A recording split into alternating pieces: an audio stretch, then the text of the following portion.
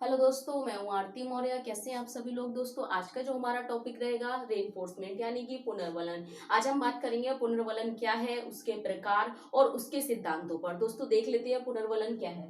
पुनर्वलन एक ऐसा उद्दीपक है जो किसी कार्य करने की संभावना को बढ़ाता है। यानी कि पुनर्वलन क्या है, जो किसी कार्य को करने की संभावना बढ़ा रहा है। ऐसा उद्दीपक, ऐसा स्टिमुलस, क्या हम कह सकते हैं, एक ऐसा स्टिमुलस है जिससे बच्चा क्या हो रहा है, प्रेरित हो रहा है, मोटिवेट हो रहा है, एप्रिसिएट हो रहा है और कार्य करने में इंटरेस्ट ले रहा है। वो कह रहा है ऐसा उद्दीपक।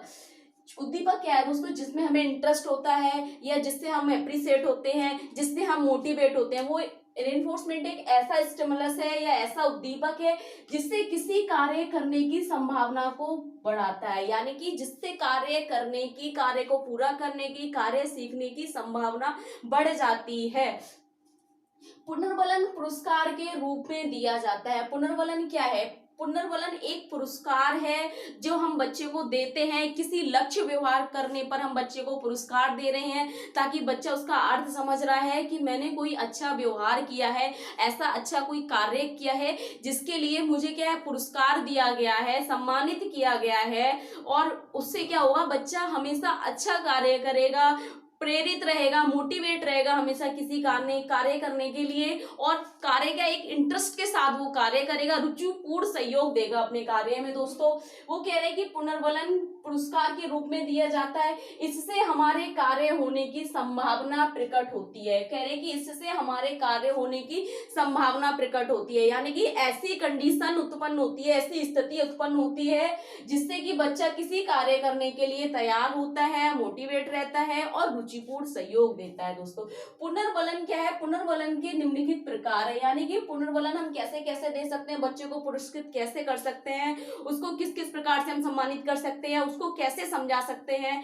कि किसी कार्य को करने में उसको रुचि पैदा हो या इंटरेस्ट ले वो, या फिर मोटिवेट रहे, उसको हमेशा करने के लिए प्रेरित रहे और अपने कार्य को कर पाए। दोस्तों, उसके निम्नलिखित प्रकार है पुनर्वलन की, जैसे कि प्राथमिक पुनर्वलन, सामाजिक पुनर्वलन, क्रिया पुनर्वलन, टोकन पुनर्वलन। प्राथमिक पुनर्वलन में क्या है दोस्तों, बी पुनर्वलन जो हमारे खाने पीने से संबंधित है। किसी लक्ष्य व्यवहार को करने के बाद हम बच्चे को तुरंत कोई प्राथमिक पुनर्वलन देंगे। प्राथमिक पुनर्वलन में दोस्तों बे चीजें आती हैं, जैसे टॉफी हो गई खाने पीने से संबंधित, या कोई चिप्स हो गया या चॉकलेट हो गई, बच्चे के इंटरेस्ट का जो होगा, या कोई फ्रूट्स ले लीजिए जो हम दे सकते हैं बच्चे को।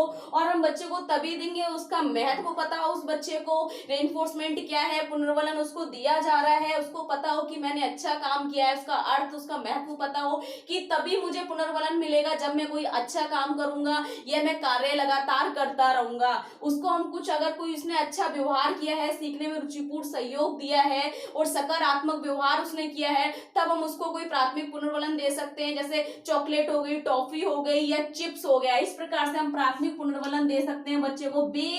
बेसामान्य चीजें जो हमारे खाने पीने से संबंधित हैं, जैसे चॉकलेट, टॉफी, चिप्स आदि, वे प्राथमिक पुनर्वलन कहलाते हैं। उसके बाद आ गया दोस्तों सामाजिक पुनर्वलन। सामाजिक पुनर्वलन वे पुनर्वलन जो हम सामाजिक तौर पर दो लोगों के साथ प्रयोग करते हैं या बच्चों के साथ प्रयोग करते हैं। जैसे हम कह सकते हैं किसी बच्चे के साथ सोशल स्माइल कर दी हमने, उसकी पीठ थपथपाना, उसको शाबाशी देना, गुड, वेरी गुड या बेस्ट बोलना और विशेष प्रकार से बच्चे की तरफ ध्यान देना, सामाजिक पुनर्वलन कहलाते हैं। उसके बाद आता है दोस्तों क्रिया पुनर्वलन। क्रिया पुनर्वलन क्या है, वे क्रिया पुनर्वलन जिससे बच्चों की क्रिया से संबंधित होते हैं और बच्चे के पसंदीदा होते हैं। यानी कि बच्चा इंटरेस्ट लेता है, बच्चे के मनपसंद की कोई क्रिया, जैसे हम कह सकते हैं कैरम खेलना, लूडो खेलना, या फिर साइकिल चलाना या तैरना या जंपिंग करना, बैट बॉल खेलना। बच्चे की ऐसी कोई क्रिया जो बच्चे की मनपसंद की हो तो वो क्या हो जाएगी, क्रिया पुनर्वलन। डांस, म्यूजिक, कुछ भी। उसके बाद आता है दोस्तों टोकन पुनर्वलन। टोकन पुनर्वलन में ऐसा कोई प्रतीक जो हम कक्षा में बच्चे के साथ यूज करते हैं, बच्चे को सम्मानित करते हैं, सारे बच्चों के सामने खड़े करके हम उसको कोई टोकन देते हैं, कोई बेस्ट, बेटर या मॉनिटर का, या हम उसको लीडर बनाने का कोई टोकन यूज करते हैं। कोई भी कोई भी प्रतीक हो सकता है, कोई मूल्य प्रतीक हो सकता है, या हम कह सकते हैं हमने कोई ऐसा चार्ट पेपर बना रखा है जिसपे हमने फेशियल एक्सप्रेशन के कुछ छोटे छोटे प्रतीक बना रखे हैं, चिन्ह बना रखे हैं। जैसे हम कह सकते हैं कोई स्माइली इमोजी हो गई, या फिर हैप्पी इमोजी हो गई, या बेस्ट इमोजी हो गई। इस तरीके से हम उसको टोकन प्रॉब्लम यानी कि टोकन प्रॉब्लम दे सकते हैं, टोकन प्रोवाइड कर सकते हैं, ताकि बच्चे को लगे कि मैंने कोई अच्छा काम किया है इसलिए मुझे टोकन दिया गया है। दोस्तों ये थे प्रकार। दोस्तों एक चीज और, टोकन पुनर्वलन या सामाजिक पुनर्वलन, प्राथमिक पुनर्वलन, क्रिया पुनर्वलन हम जब बच्चे के साथ यूज कब करेंगे? बच्चे को इसका अर्थ पता हो, बच्चे की पसंद का हो और बच्चे के प्रयोग का हो। ऐसा हम कोई उपहार या पुनर्वलन यूज नहीं करेंगे जो बच्चे को हानि पहुंचाए, या फिर बच्चे का कोई वांछनीय व्यवहार बढ़े यानी कि नेगेटिव बिहेवियर बच्चे में आए, या ऐसा कुछ जो बच्चे को नुकसानदायक हो। दोस्तों ये चीज हमें ध्यान रखनी है जब बच्चे को हम पुनर्वलित कर रहे हैं। ऐसी कोई चीज नहीं देंगे जो बहुत ज्यादा ऐसी हो कि दूसरा बच्चा देखकर उसको हाइड करे, या फिर बहुत ज्यादा जेलसी करे, या फिर वो ऐसी चीज हो जो बच्चे को नुकसान ना दे, या फिर हम कह सकते हैं ऐसी चीज हो जिससे कि बच्चा क्या है उसका महत्व समझे, उसके प्रयोग का हो। और ऐसा हम कोई पुनर्वलन यूज करेंगे जो कि हमें आसानी से हमें कक्षा में मिल सके। दोस्तों पुनर्वलन हम कैसे कैसे देंगे? दोस्तों पुनर्वलन की दो सूचियां हैं, कौन कौन सी है? एक तो है अनुपात सूची। अनुपात सूची में है कि हम कितनी बार देंगे, यानी कि अनुपात सूची में हम कितनी बार बच्चे को पुनर्वलन, यानी कि 1 घंटे का अगर हमारे साथ बच्चा काम कर रहा है तो उस बच्चे को हम कितने अनुपात में कितनी बार, यानी कितने समय में कितनी बार हम उसको पुनर्वलन करेंगे, यानी कि उसको पुनर्वलन देंगे। और उसके बाद आता है एक सूची है अंतराल सूची। अंतराल में हमें क्या है, सूची में क्या करेंगे दोस्तों? हम अंतराल सूची में किस किस समय देना है और कब कब देना है, कितने समय काम किया है, कब कब देना है और किस किस समय देना है। इसमें हमने देना है कितनी बार देना है, कितनी बार देना है, और इसमें हम कहेंगे किस समय देना है, किस समय हमें पुनर्वलन का प्रयोग करना है, बच्चे को कब कब पुनर्वलन देना है। दोस्तों अंतराल सूची और अनुपात सूची, इन दोनों सूचियों को बनाकर हम बच्चे के साथ पुनर्वलन का प्रयोग करेंगे। दोस्तों इसके बाद है हमारे सिद्धांत, यानी कि पुनर्वलन के सिद्धांत। पुनर्वलन के कौन कौन से सिद्धांत है, पुनर्वलन के सिद्धांत क्या कहते हैं दोस्तों देख लेते हैं। पुनर्वलन लक्ष्य व्यवहार के तुरंत बाद देना चाहिए, यानी कि बच्चे को जब हम पुनर्वलित करेंगे, रेनफोर्समेंट देंगे उसको, तब हम बच्चे को कब देंगे? वो कह रहे हैं कि व्यवहार के तुरंत बाद, यानी कि जब बच्चे ने कोई अच्छा कार्य किया है हम तभी उसको देंगे। जैसे ही बच्चे ने अच्छा काम किया तुरंत ही देंगे। ऐसा नहीं उसको कि क्लास खत्म होने के बाद देंगे, या छुट्टी होने के बाद देंगे, या उसके दूसरे दिन देंगे, ऐसा नहीं होगा। जैसे ही वे एक लक्ष्य व्यवहार करे, यानी कोई पॉजिटिव बिहेवियर करे या कोई अच्छा काम करे, तब हम उसको तुरंत पुनर्वलित करेंगे। उसके बाद आता है दोस्तों हमेशा वास्तविक या मूर्त पुनर्वलनों के साथ सामाजिक पुनर्वलन देना चाहिए, यानी कि वास्तविक पुनर्वलन या मूर्त पुनर्वलनों के साथ सामाजिक पुनर्वलन देना चाहिए। हम कह सकते हैं जैसे कि हमने किसी बच्चे को कह रहे वास्तविक चीज कौन कौन सी होगी, जैसे हमने खाने पीने से संबंधित हो गई, या हम कह सकते हैं क्रिया पुनर्वलन हो गया, या टोकन पुनर्वलन। हमने को वास्तविक जो उसके सामने है मूर्त रूप से हमने वो कोई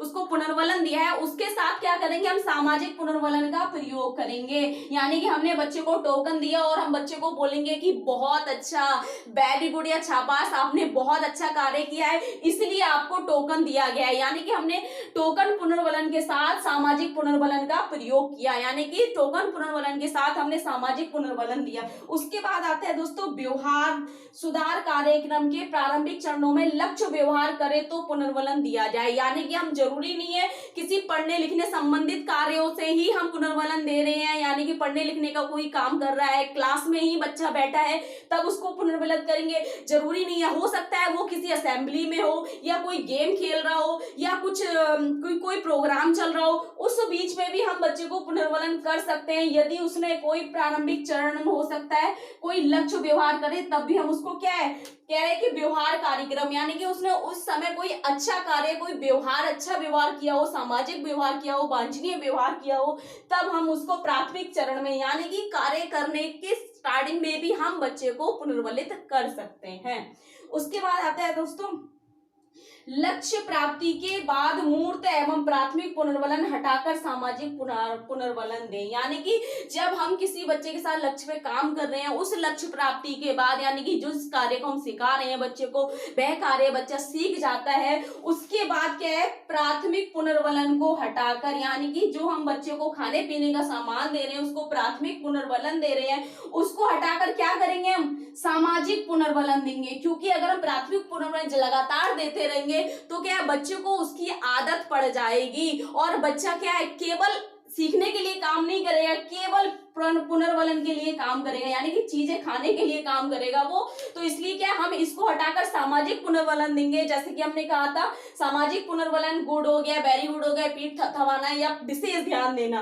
दोस्तों सामाजिक पुनर्वलन का प्रयोग करेंगे जब हम कोई लक्ष्य सिखा देंगे बच्चे को और हमारा कार्य पूरा हो जाएगा, उसके बाद हम प्राथमिक पुनर्वलन को हटाकर सामाजिक पुनर्वलन का प्रयोग करेंगे। उसके बाद आता है दोस्तों, जब विशेष व्यवहार ग्रहण कर लिया जाता है तो शिक्षक को पुनर्वलन रोक कर देना चाहिए। यानी कि जो बच्चा है वह किसी कार्य को सीख चुका है, विशेष व्यवहार करना आ गया है, तब क्या हम पुनर्वलन को थोड़ा कम कर देंगे, रोक कर देंगे। यानी कि हम कह सकते हैं कि अगर बच्चे ने कक्षा में 3 बार यानी कि क्लास में 3 बार उसने अच्छा काम किया है तो हम केवल 1 बार उसको पुनर्वलन करेंगे, 1 बार उसको रेनफोर्समेंट देंगे। वो कह रहे हैं कि रोक कर अगर व्यवहार ग्रहण कर लिया है, कोई विशेष व्यवहार से मतलब है कि उसने कोई अच्छा कार्य सीख लिया है और वह अच्छे कार्य हमेशा करता है, तो हम अपने पुनर्वलन को क्या है, रोक कर देंगे और पुनर्वलन की दर कम कर देंगे, ताकि बच्चे को क्या है, पुनर्वलन की आदत ना पड़े।